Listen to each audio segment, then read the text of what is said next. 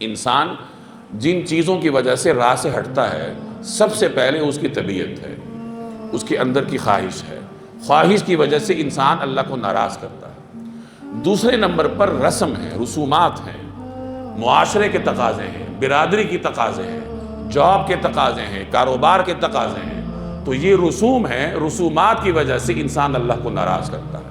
تو اگر انسان نہ تو اپنی خواہش کو دیکھے، نہ دنیاوی رسم کو دیکھے، نہ کاروباری تقاضے کو دیکھے، نہ ملازمت کے تقاضے کو دیکھے، نہ برادری کے تقاضے کو دیکھے، اگر دیکھے تو صرف اللہ کے حکم کو دیکھے، تو پھر قیامت والے دن اللہ تبارک و تعالیٰ یہ درجات اس کو عطا کرے گا۔